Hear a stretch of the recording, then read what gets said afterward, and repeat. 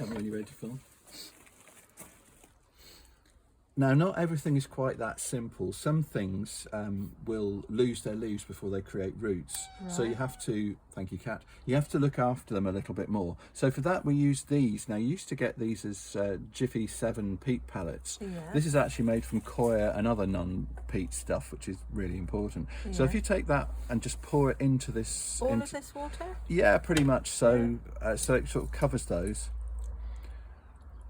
And then as if by magic, we're going to leave that for about 5 minutes and come back and see what we've got. Okay. After a while, these have expanded and then you can get on with doing the cuttings. So I just check them and I can't feel any sort of disc of hard stuff in the middle there, so it's gone properly soft. So this is what we're going to do. We're going to use this one first. Right. This is a passion flower called Betty Miles Young. And we're going to take a single cutting for this and try something with the rest. Now this one is a 1-leaf cutting, so it's quite small. So what you're going to do is you're going to cut across that leaf joint there, and then remove everything from there, and then cut just above this one, take off these bits and cut off that, and then shorten that leaf back. Right. So let's have a go at that then. So all of that. Perfect. Just yeah, that's it. And then cut above that one. Yeah. That's great. I'll take that bit away. And then I'm taking this taily bit. Yep. Yeah. Yep. And then that one. And these. Easier to pull those off than to cut those off. Oh yeah. And then shorten the leaf back. One of the difficulties with these is often working out which is the top and which is the bottom, particularly if it's dangling down. Is that enough off? That's ideal. Yeah. That's ideal. Actually, no, it's not. I'll take about twice as much off. So shorten each of those by half, and you'll see why in a minute. And then cut the top where you've got that stem by about half. Okay, so now all we have to do is stick it in there. Poke it in? Poke it in, then just pack it round a bit tightly so you're happy with that. That's fine. Yeah. And then just put it onto the jam jar there. Right. Now I'm hoping we've got this right.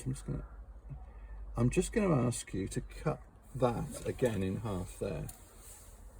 So just cut through there, perfect, right.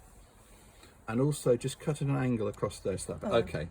So now what you need to do now is, that's fine, don't worry, is to actually give that a good spray, because what you want it to do is to create roots down here before this leaf falls off. So using that sprayer, it should be, that's it. And if you turn it around, do it on the back. Now do some on here as well, because you want it nice and wet. Okay. And switch it off as well. And for this one, what you want to do is to create a nice, well, two things really. One is to make a nice buoyant atmosphere, and the other is not to have to do anything again to it. Right. And the idea is we set these up and we leave them for a fortnight. So I'm just going to do this next bit carefully and then get you the other one to do. Down then, it's absolutely fine. Right, it's absolutely fine. Yeah. So I take the jam jar and I just very carefully go over the top like that. So what you've got there is you've got a jam jar in its own sealed environment, and it's got everything it needs in there to grow. I've put BMY for Betty Miles Young on the back there. And put the date. Do you know what? I hadn't put that. Let's put the date on. I'll do that very carefully. Now, if on the way back it should happen to sort of fall over slightly, then you can always take the top off and do that. But really, you don't want to disturb that for a fortnight, because after about a fortnight, you hope to start to see some growth. So we're going to do a second one, just so you get two different ones to go grow in your greenhouse. This one is one called Damsel's Delight. It used to have a different name, but the salespeople didn't like it, and the breeder had to change it. The name it had was Silly Cow. Oh, I like that name. So you can call it Silly Cow if you like. If you do the same with this one, cut through just above there. Oh, sorry. Yeah, not the finger. That's great. And do exactly the same. Cut off there? Cut through that. Yeah, that's perfect. That's ideal. And then this down? Yeah, cut that down quite, you can see, to make it fit in the jam jar, you have to be quite, maybe even more than that, but we'll see. So I stick it in there.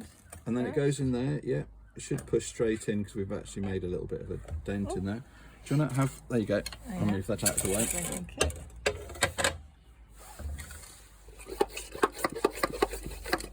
take a little bit more? Yeah, I'm just looking at it wondering if I think it's probably that bit there. Yeah. That's perfect, that'll do. Then give it a good spray, yeah. because this is the last water it's going to get for a fortnight. Ideal. In fact, some of these are so good that those drops you can see on the top, you'll still see the same drops still there because they won't have evaporated off. Wow. So if you can carefully work that one over the top, and that's it, and tighten down. So again, that's another sealed unit. It's got everything written on it needs. I think I've put the date on that one. No date. No. Well, let's put the date on. 8 of the 11th. It's just interesting to see though, isn't it then? And then, like you say, if you've got to keep it a fortnight, then I'll know that. So there, I mean, you don't want that in direct sunshine, particularly summer sunshine, because you end up with a ball in the bag plant really there. But what it's going to do is it's going to be gradually preparing new roots, because that's what it wants to do. It wants to make roots. So let me show you one that I prepared earlier. This wasn't done in a jam jar, but was done in a fairly similar process. Yeah. So there you can see it, and there you can see a first root just coming. Oh, wow. Now, when you see more roots than that and it starts to fill up because there's not much else going on here, in a week or so, I'm going to be potting that on. Thank you, Angel. I'm going to be potting that on.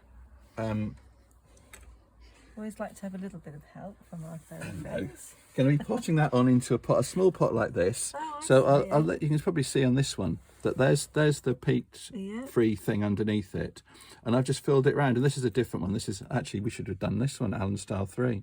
Should have done an Allen style one for our thing. That's because it's from a fruit from our greenhouse here. So this one was raised here. But that one goes into there, and then it grows on, and you keep it going. Wow. But you should start seeing that in a couple of weeks' time. That's brilliant. That essentially, that's all you do. But we are going to try one other thing that I've never tried with passion flowers before, because I'd assumed it wouldn't work. So I'm not going to do them separately for this. I'm going to put both. This is the bits we've got left. So what I'm going to do with these is I'm going to just try that. I'm just going to do that with the lower part, and that with the next joint up. So you can see I've got two free leaf joints down there. Just get rid of that. And then with these bits up here, I'm going to cut off any flowers and bits and shorten back the leaves. And you can see they're starting to look a little bit iffy. I'm going to take the top off because that never works well. And I'm just going to, with those ones, I'll fill up with water in a bit, put them in a tall jam jar, and see if it's possible to do the same thing with the jam jar that we're doing with the others. Because I mean, yes, this is a different style of jam jar one, but I've never ever tried this before. On the basis I assumed it wouldn't work. And you should never really assume anything, because not in gardening. Yeah, and where did I start with? Try the easiest thing that works and works reliably. So put those in there. Put some water in. Bring that up there, and then I'll put those on our window ledge and see. Excellent. And if you're wondering what the thing says on the jug, it says mouse catcher. This is for catching any mice that are put loose in the house. This will set up against the wall and the floor, and you can chase a mouse into it and take it out. And it's surprising how often we need to do that. So there we have it, cuttings. Not quite as difficult as some people might lead you to believe they are, when it's just throw them in water, and a little bit more complicated for something that's a bit more difficult. But again, it's not exactly rocket science, and fingers crossed, we will come back and see how these do in a few weeks' time. As I say, and also worth an experiment then, isn't it? Oh, it's always worth a try. I mean, you know, you learn something new every time you do things, and things that you need to remember, like put the date on, and those sorts of things. But yeah, if this works, that could be quite interesting. Brilliant. And thank you so much for your time. I hope that I will go round. Is there a time when you shouldn't take a cutting? Other than when you're asleep, no, not really. You can take them pretty much any time of year. I think there's sometimes they do better.